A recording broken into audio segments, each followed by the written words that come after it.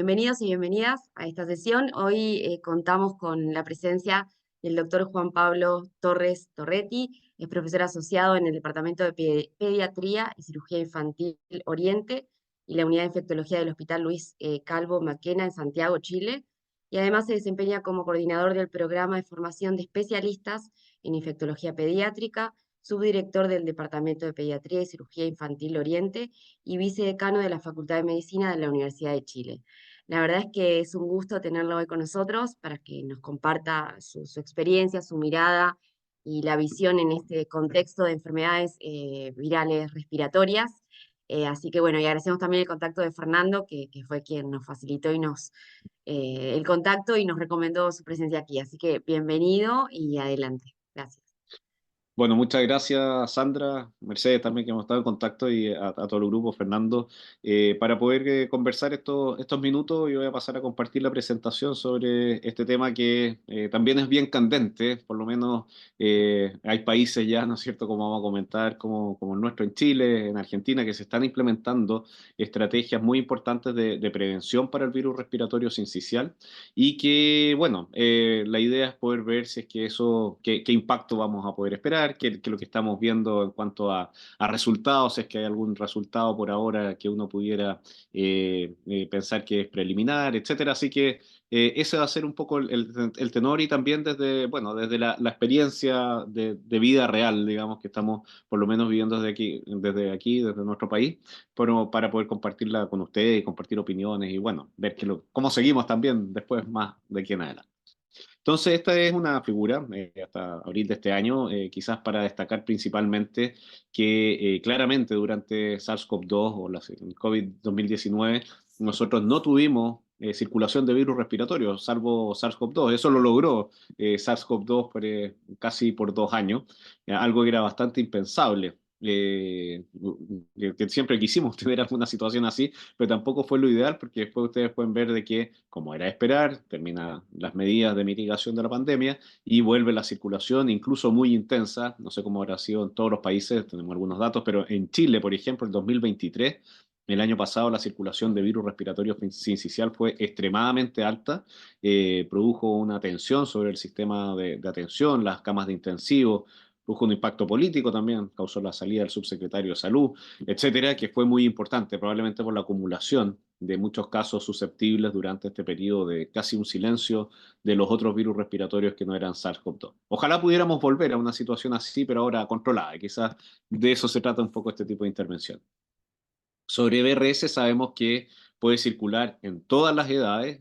Algunos de ustedes ya lo mencionaban, el impacto que puede tener en adultos mayores. Es algo que hay que ir caracterizando. También hay vacunas que ya están licenciadas para eso. Pero si nosotros nos enfocamos donde tenemos el problema clínico, donde cuáles son los pacientes que más nos complican, los más graves son los menores de 1 año. Vean ustedes, antes de la pandemia, en 2019, el 65% de todos los virus detectados en mi país, en Chile, fue virus respiratorio sincicial y especialmente dentro de los niños menores de 1 año, probablemente los menores de 6 meses, que son los que, incluso hasta los 3 o 4 meses, es donde vemos cifras más altas de consultas ambulatorias, de consultas en el servicio de urgencia, obviamente de hospitalización, en menor de 6 meses, donde tenemos el mayor impacto, y también en mortalidad. Esto es una publicación ya más antigua de Lancet, del año 2012, pero en donde se veían todas las causas de muerte en los niños menores de 1 año en el planeta, entre 28 y 364 días de vida, dejando fuera los recién nacidos, digamos, neonatales,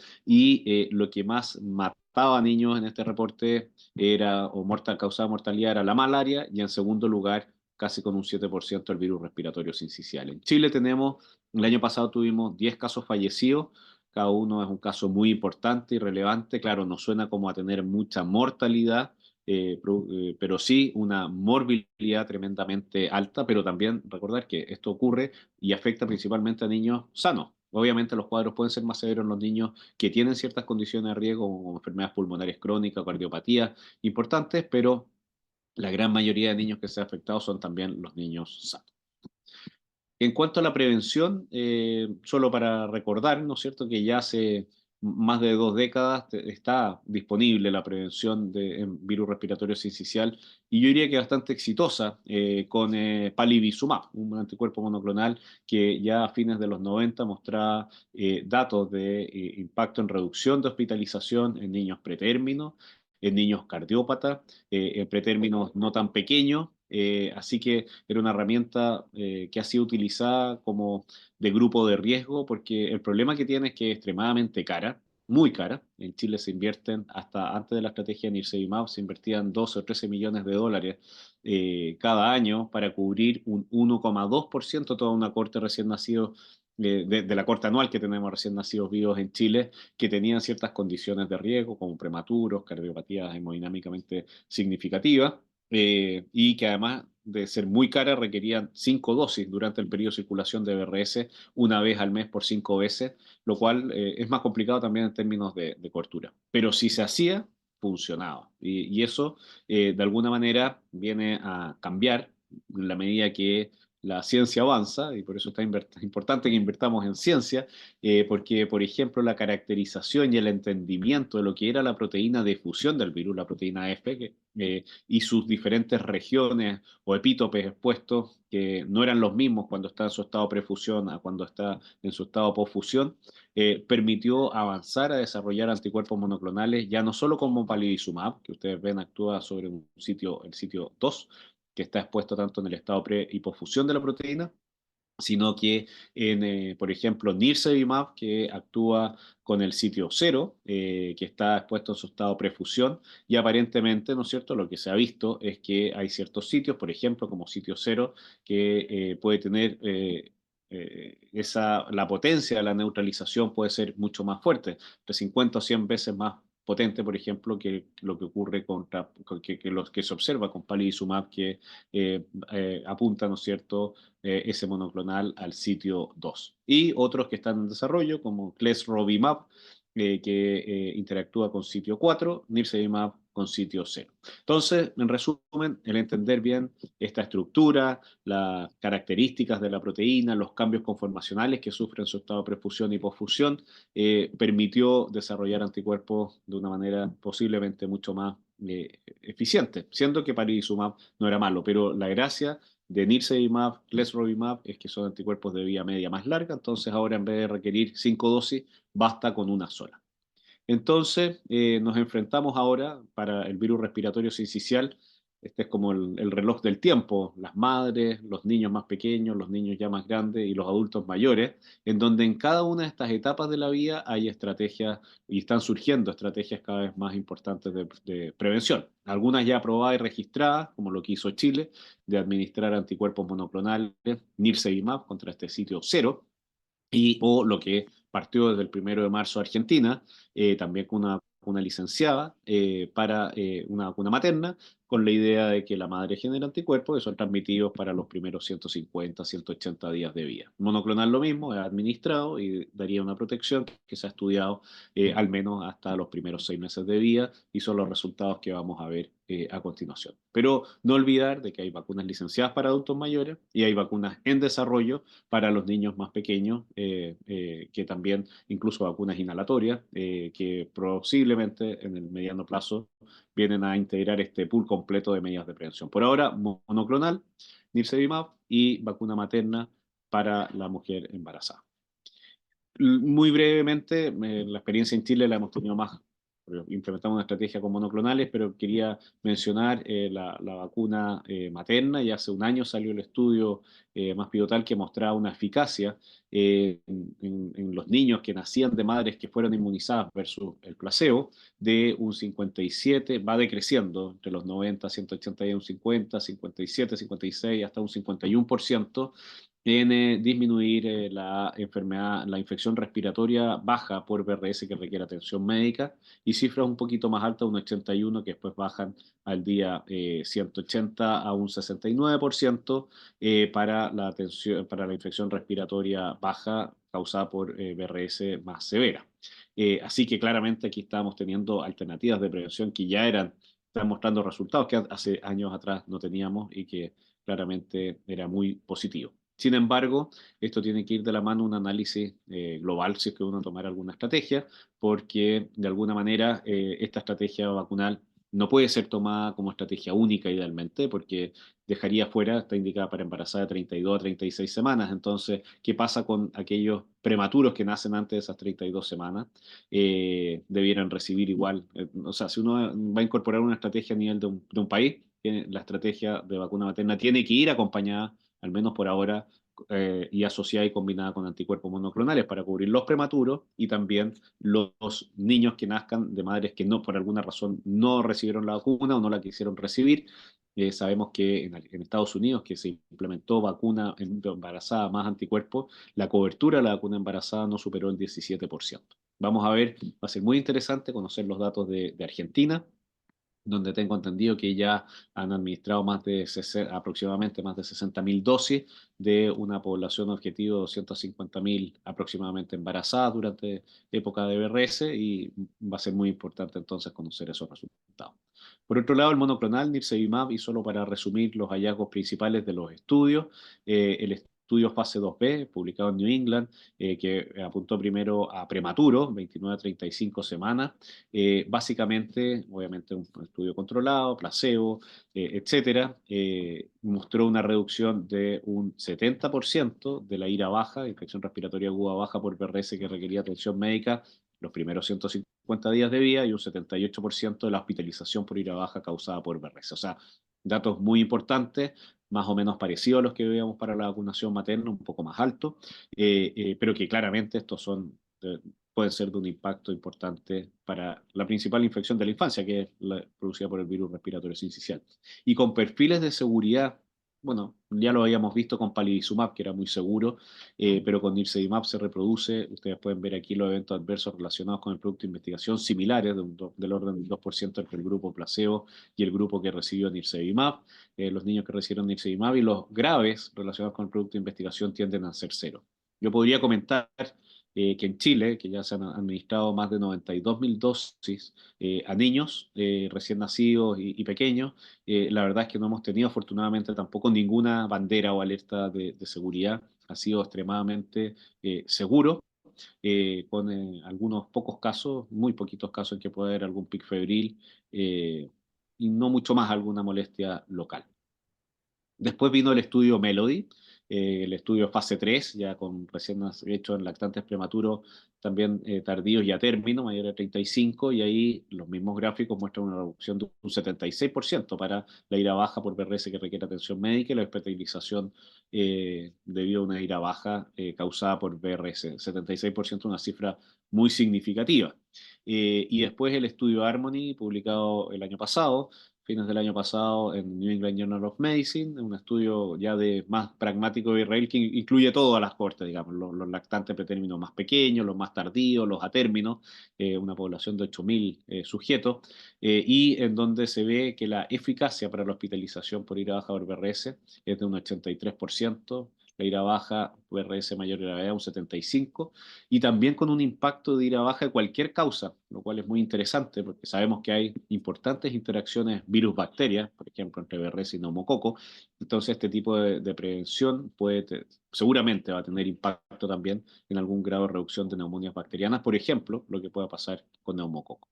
Por lo tanto, vemos que la idea es moverse de estrategias de prevención como la que hacíamos con palivizumab, con varias dosis en un grupo muy pequeñito de niños, a una estrategia de uso universal, en este caso con nirsevimab, después podrán ser eventualmente otros también, que con una sola dosis uno pasa entonces a proteger, a inmunizar universalmente a todos los niños. Ya vamos a ver cuál ha sido la estrategia chilena. Entonces uno puede pasar de solamente proteger a un grupo muy pequeño de riesgo, en el caso de Chile era un 1,3% de toda la corte recién nacido, a un uso ya universal.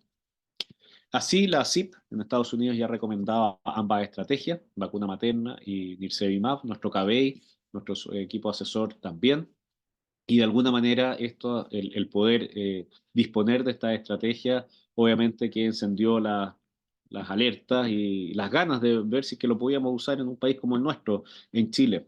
Y me gustaría comentar aquí, detenerme un minuto, porque creo que lo que se hizo, el trabajo que se hizo durante la pandemia, de alguna manera se enganchó y sirvió para algo como esto, como la estrategia de BRS.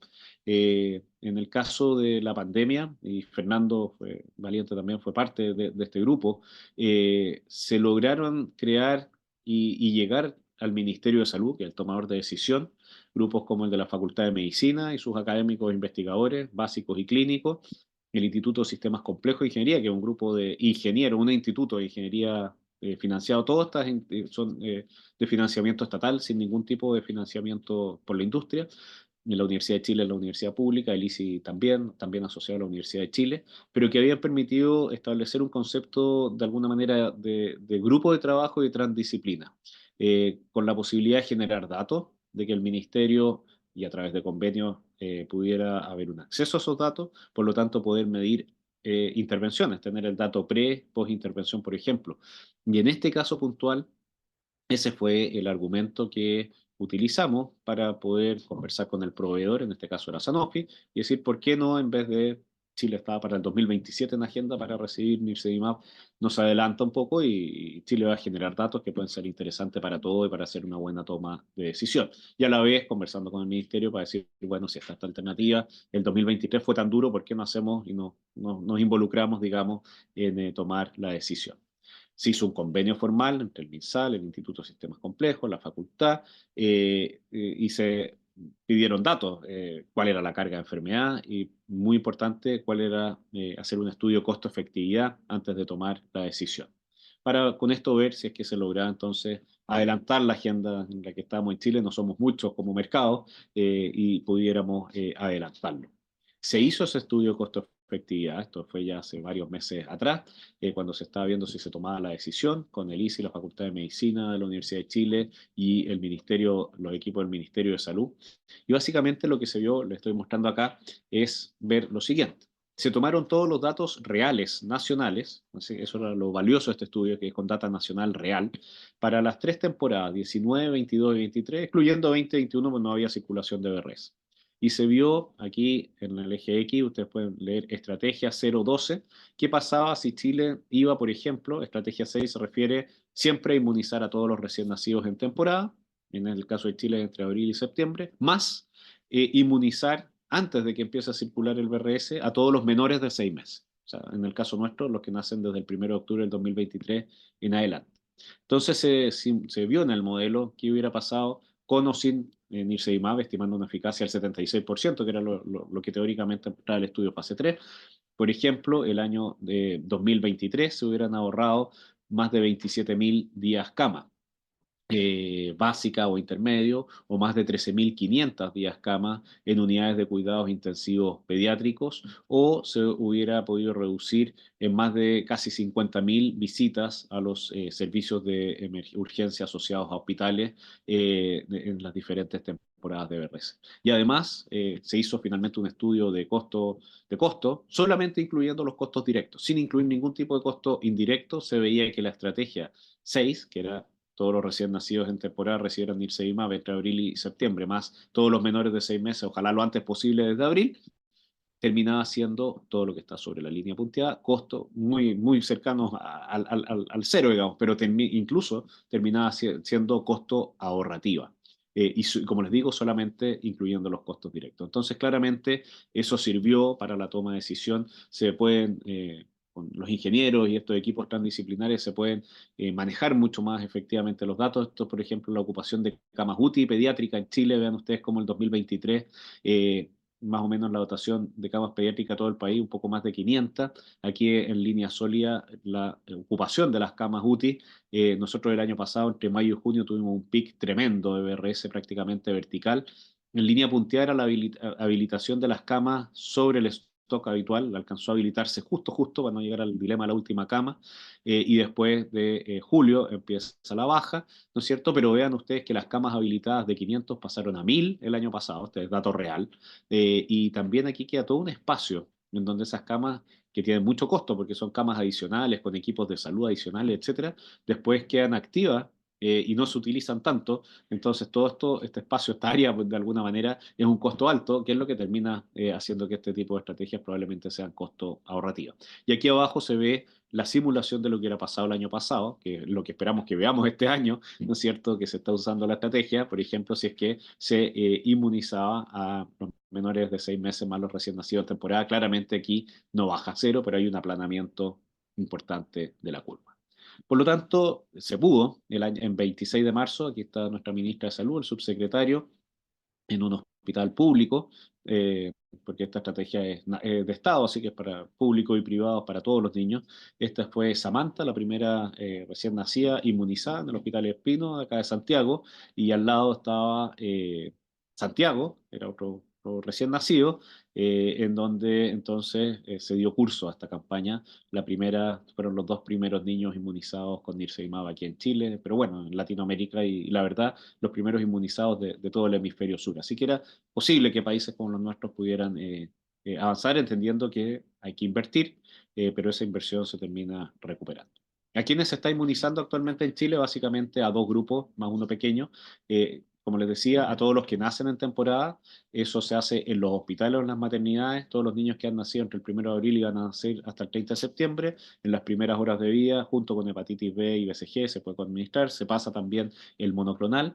Ya les voy a mostrar las coberturas. A todos los lactantes menores de 6 meses que hayan nacido del 1 de octubre, se hace un llamado como campaña y ellos lo han hecho acá en Chile en los vacunatorios públicos o privados.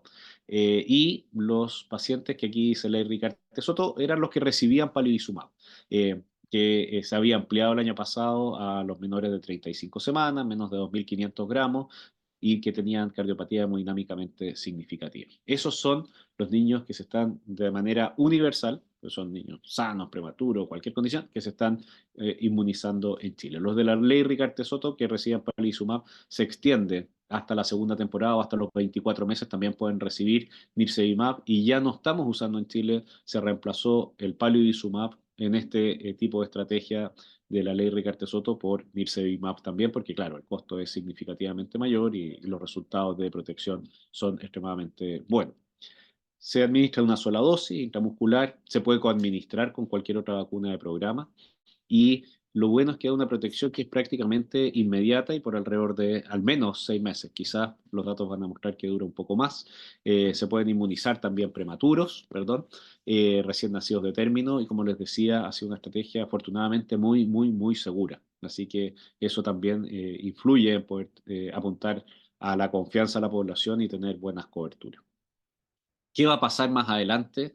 Se irá a seguir lo que hizo Estados Unidos, que era básicamente, no voy a entrar en el detalle del esquema, pero aquí esta es la estrategia combinada, es decir, Estados Unidos ofreció ambas estrategias abiertamente, vacunación materna, monoclonal, todas las madres ojalá se inmunicen o se vacunen, bueno, llegar a una cobertura de un 17%, y si lo que dice el esquema es básicamente que si hay algún prematuro o algún hijo de madre no vacunada durante el embarazo, bueno, termina recibiendo el monoclonal. Entonces, esto es algo que puede ser factible o no, hay que ver los resultados. Yo creo que aquí lo más importante para la toma de decisión es ver la evidencia, ver los datos de costo-efectividad y ver también la realidad de nuestros países que pueden ser muy distintas a las de los americanos. Lo que sí está claro es que si hay cualquier tipo de estrategia de vacunación materna contra el VRS requiere por ahora la estrategia con el monoclonal para cubrir a los prematuros y a los no inmunizados.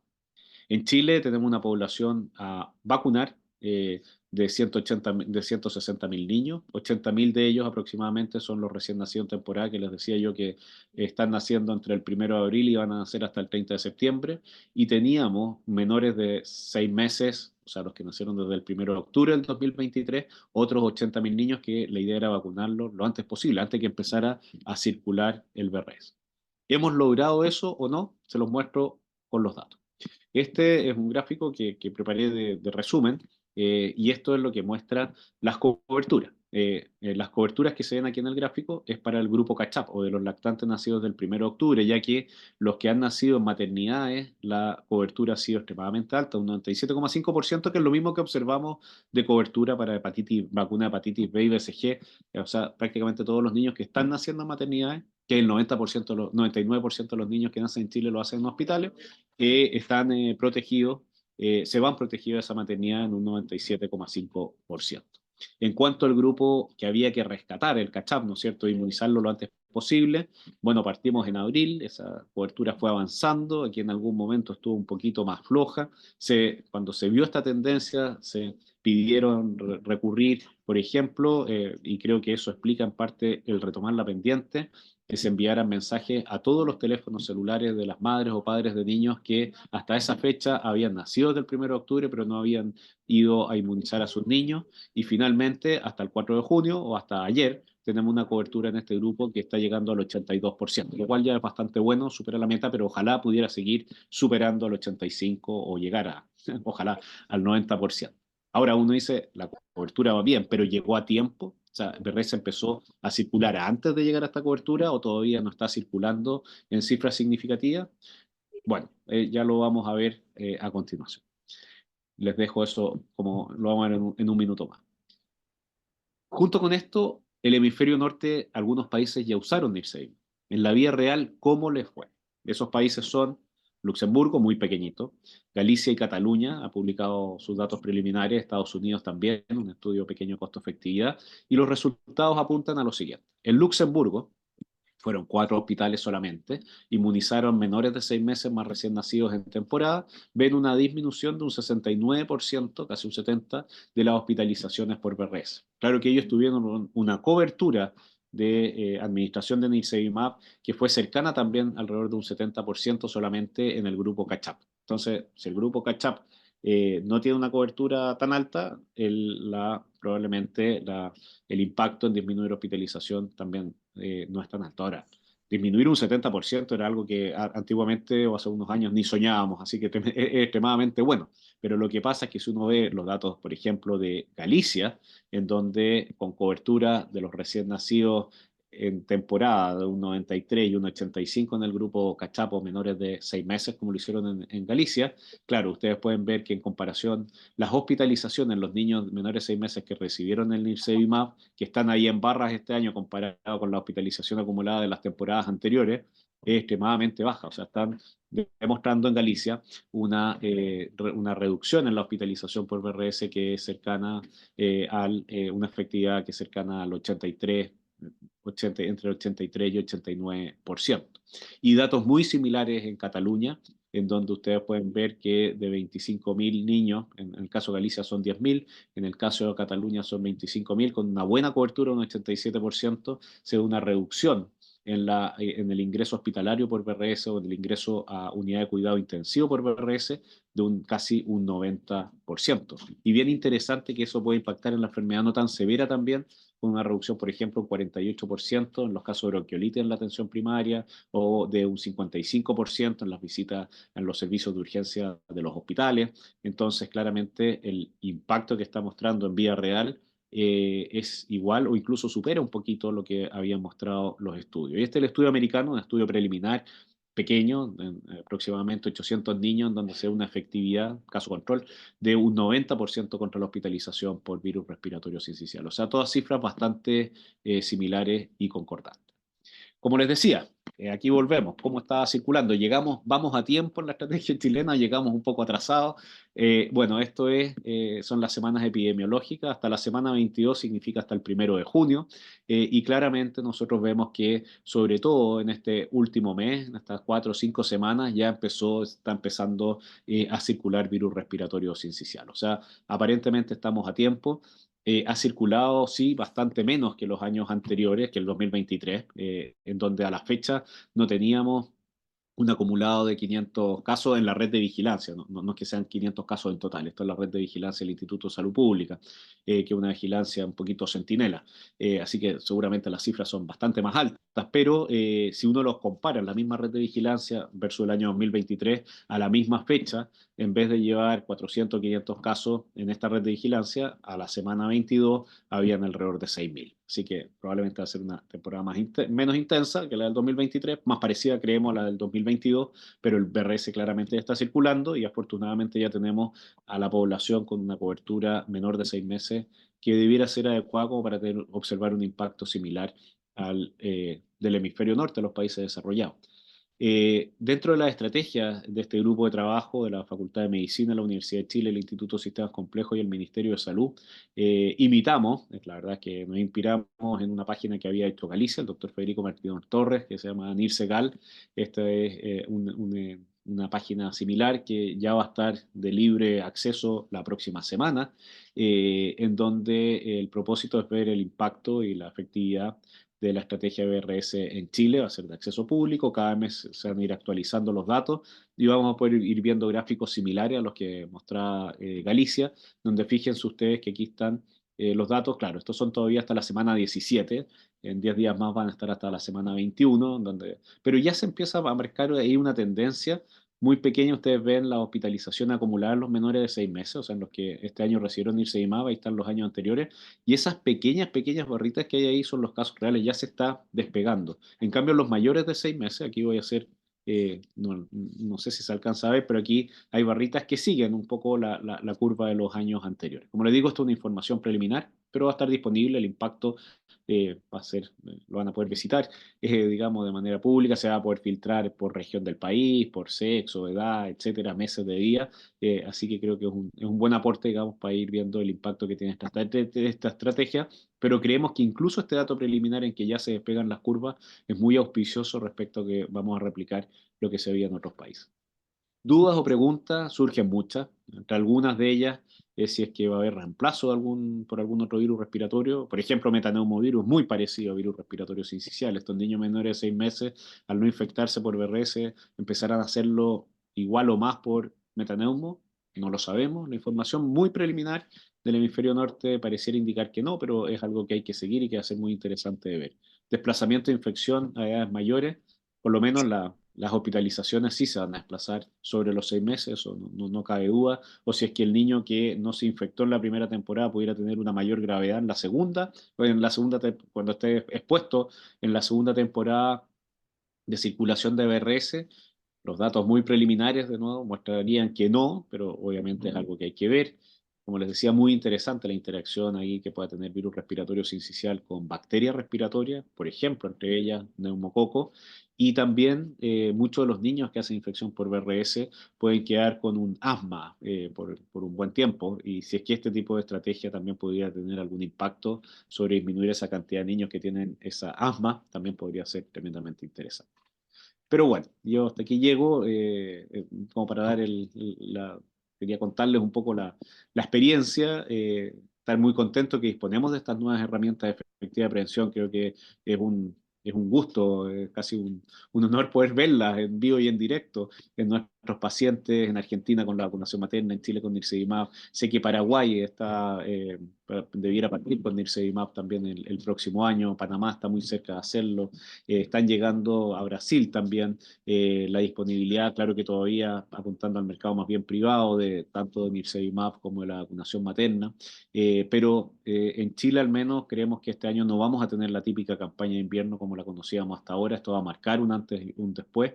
Van a surgir muchas dudas que creo que tenemos que abordar desde la investigación clínica, básico-clínica y translacional, para generar buenos datos y evidencia para que la toma de decisión de nuestras autoridades sea lo más sólida posible, y compartir además nuestras experiencias entre nuestros países. Redes como esta son muy importantes para poder hacer este tipo de transferencia de conocimientos, de decisiones, de datos. Chile fue el primer país que partió entonces en el hemisferio sur a nivel nacional esta estrategia de prevención desde el 26 de marzo. Necesitábamos apuntar a altas coberturas. Afortunadamente creo que estamos llegando a tiempo. En algún minuto estábamos un poco preocupados, pero yo creo que estamos llegando a tiempo. Y bueno, eso es lo importante finalmente. Y como pediatra, yo soy pediatra infectólogo, creo que quizás la mayor satisfacción es ver que eso va a disminuir las consultas, las hospitalizaciones. El que hayan padres que no vayan a tener este año, muchos de ellos, y por miles de días de uso de una cama en una unidad de cuidado intensivo, es algo que realmente es espectacular. Ojalá también impacte en mortalidad. Y en el fondo estas son medidas que además apuntan a la equidad en salud, porque son estrategias estatales y que benefician a todos, niños de todo tipo, sean del sistema público, privado, migrantes, no migrantes, de nivel socioeconómico alto, bajo, medio. Creo que es un avance en derechos y en equidad en salud. Y bueno, y ojalá que sí, estamos comprometidos en Chile a seguir midiendo los datos, los impactos, y ojalá compartirlo y que si les sirven a otros países en Latinoamérica, bueno, bienvenido sea, y sobre todo esta oportunidades como esta red que ustedes tienen, que es compartir experiencias, que es muy importante para una mejor toma de decisión. Eso quería comentarle y bueno, muchas gracias. De pronto cualquier comentario o pregunta que quieran hacer. Muy bueno, Pablo. Juan Pablo, muchas gracias.